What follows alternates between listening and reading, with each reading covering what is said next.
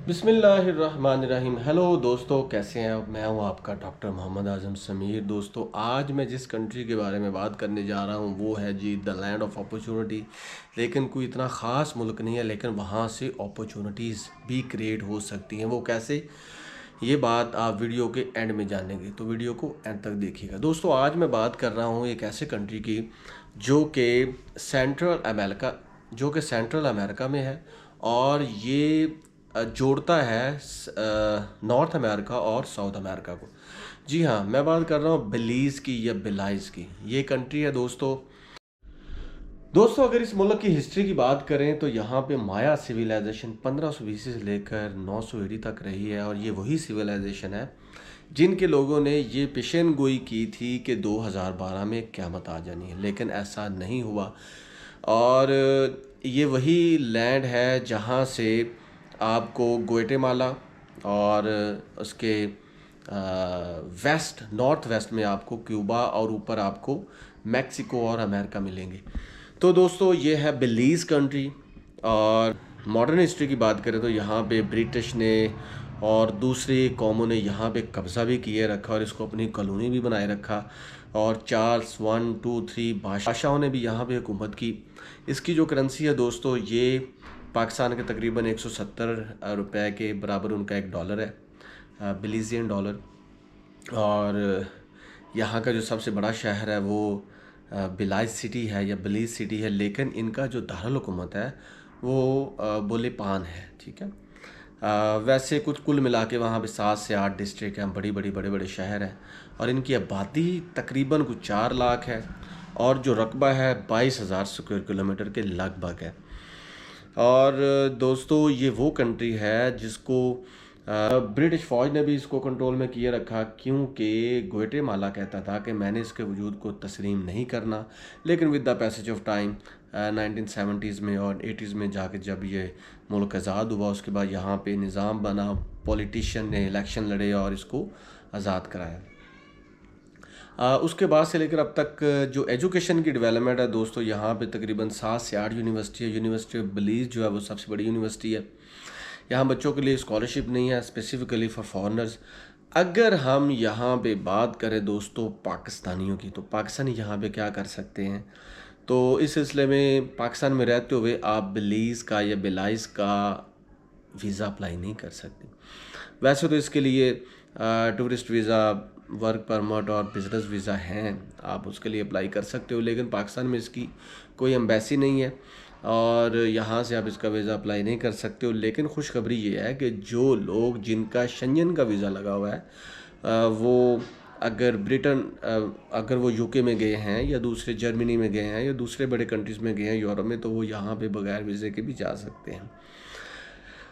इसके अलावा दोस्तों, आप थाईलैंड जाके भी इसको अप्लाई कर सकते हैं और वहाँ से इसका वीज़ा हासिल कर सकते हैं।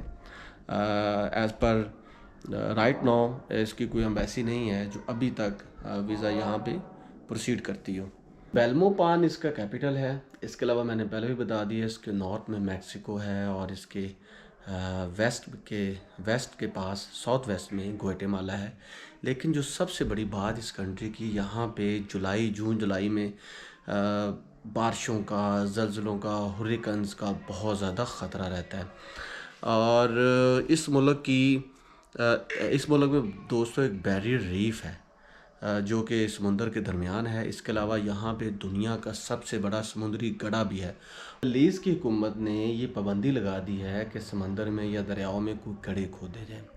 इसके अलावा दोस्तों, यहाँ से 400-500 के करीब कोई जजीरे हैं जिनको केज़ या कीज़ बोला जाता है। इसके अलावा दोस्तों, जो दुनिया में सबसे बड़ा जैगुआर, जो चीते की एक किस्म है, जैगुआर की रिजर्वायर हैं जो रिज़र्व किया जाता है, उनको पाला पोसा जाता है, वो भी बिलीज़ में है। तो यहाँ पे मुख्तलिफ़ किस्म के लोग हैं, माया मज़हब के लोग हैं, मैथडो क्रोल, इस तरह के लोग यहाँ पे पाए जाते हैं। ज़्यादा इंग्लिश बोली जाती है, और क्रिश्चियन यहाँ पे बहुत ज़्यादा हैं, तकरीबन कोई 61% है। और इसके अलावा 38% जो हैं वो गैर मज़हब है, और मज़हब के लोग भी यहाँ पे आबाद हैं। अब बीइंग अ पाकिस्तानी, आप यहाँ से क्या मंगवा सकते हैं? आप रॉ शुगर मंगवा सकते हैं, बनानाज मंगवा सकते हैं, सी फूड मंगवा सकते हैं, क्लॉथिंग मंगवा सकते हैं, फाइन पेट्रोलियम भी मंगवा सकते हैं। आप यहाँ पे निट वेयर शर्ट्स बेच सकते हैं, सर्जिकल का सामान बेच सकते हैं, राइस बेच सकते हैं, और भी चीज़ें यहाँ से एक्सपोर्ट कर सकते हैं। तो दोस्तों बेलीज़ जो है ये एक ऐसा खिता है, छोटी सी सरज़मीन है, छोटी सी नेशन है, लेकिन पुरअमन है। सफाई यहाँ पे बहुत ज़्यादा है। एजुकेशन का निज़ाम इतना ज़्यादा अच्छा भी नहीं, लेकिन प्राइमरी और सेकेंडरी लेवल तक यहाँ पे लोग बहुत ज़्यादा अच्छे तरीके से बॉदर करते हैं एजुकेशन को। 14 से 16 साल की उम्र तक आपका पढ़ना यहाँ पे बेहद ज़रूरी है। तो इसके अलावा बेलीज़ में कुछ भी नहीं है। अगर एजुकेशन की बात मैंने पहले बता दिया, बहुत 6-7 यूनिवर्सिटी बेलीज़ जो है वो सबसे बड़ी यूनिवर्सिटी, स्कॉलरशिप भी कोई ख़ास नहीं है। तो आज के लिए बस इतना ही। एक चीज़ मैं आपको ज़रूर बताता चलूँ कि बहुत से लोग बेलीज़ इसलिए भी जाते हैं कि वहाँ से आगे वो मैक्सिको या अमेरिका की तरफ मूव करें। तो मेरी वीडियो का मकसद ये नहीं है कि वहाँ पे आप इल्लीगल मूव करें। मेरी वीडियो का मकसद ये है कि आपको शऊर देना, आपको बताना कि दुनिया में कौन कौन किस किस जगह पे कौन कौन से कंट्री हैं और उनकी ग्लैंथ हिस्ट्री क्या है, ज्योग्राफी क्या है, वहाँ पे आर्कियोलॉजी क्या है, उनका कल्चर क्या है, और वहाँ पे कौन सी फूड है, किस तरह की एजुकेशन है, ताकि आपको एजुकेट किया जाए। और अगर आपके ट्रैवलिंग का या बिज़नेस का प्लान बने तो आप वहाँ पे जाके बिज़नेस कर सकें या हेरिटेज को भी दे सकें।